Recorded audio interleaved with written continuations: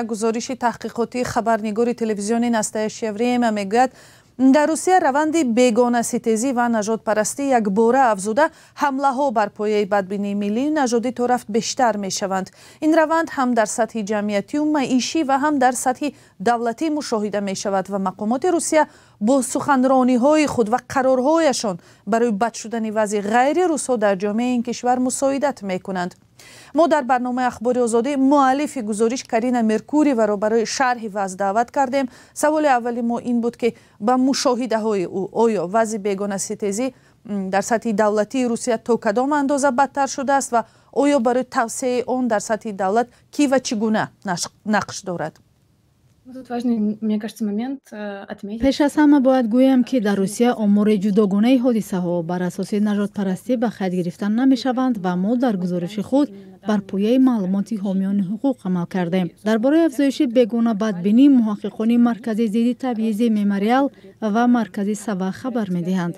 در گزارش آنها گفته می شود که افزایش حادثه های حمله بر اساس بیگانه ستیزی در روسیه سال 2024 به نشان دهنده های سال 2011 نزدیک شده است. بعد سال 2011 این حادثه ها کاهش یافته بودند ولی حالا یک بار زیاد شدند.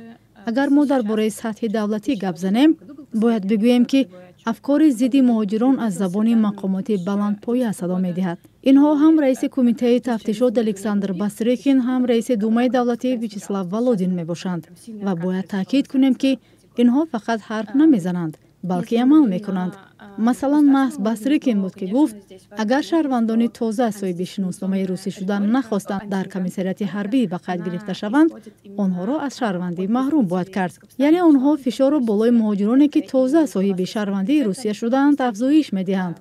همچنین باید به زبان و شیوه گفتگوی این مقامات توجه کنیم. خودی همین باستریکین وقتای زیاد میگوید مهاجران را قپیدیم. همین ifade خودش بسیار تبعیض‌آمیز است. اینچنین سال 2024 به پلیس صلاحیت بیشتری داده اخراج کردن مهاجران را به قرار دادگاه اجازه دادند. به این هم مرافعه های دادگاهی مهاجران با پایمال کنی فراوان حقوق آنها و در فرصت بسیار کوتاه جریان می گرفتند. ولی حالا صلاحیت های پلیس خیلی بیشتر شده است. باید گفت که فشار نه تنها بالای مهاجران بلکه به اعضای عائله های آنها هم صورت می گیرد. فرزندان خارجی ها را اگر زبان روسی را ندانند اکنون به مکتب قبول نمی کنند. اکنون اختیار مکتب ها هم برای قبول نکردن فرزندان عائله های آسیای مرکزی وسیع‌تر می شود.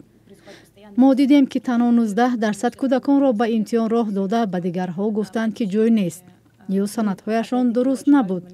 در پس منظر این همه وضعیت ریدهای ضد مهاجران با خشونت و بیرحمی ادامه دارند. فشار همیشه وجود دارد و این همه بیانگر تبعیض خیلی جدی می باشد.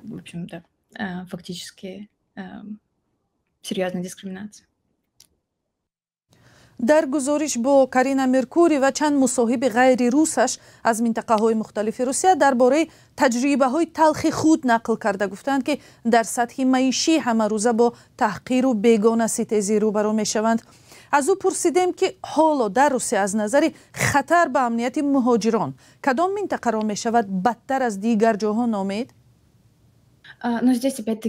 من با تکیه به تحقیقات مرکزی سوا می توانم صحبت کنم که آمار حمله ها بر پایه نفرت نژادی را جمع آوری می کند. از روی گزارش سال 2024 آنها شهر مسکو از جهت حمله های بیشتر به مهاجران از همه خطرناک دانسته می شود. در جای دوم سنت پتربورگ است. 2 سال پیش سنت پتربورگ در جای اول بود.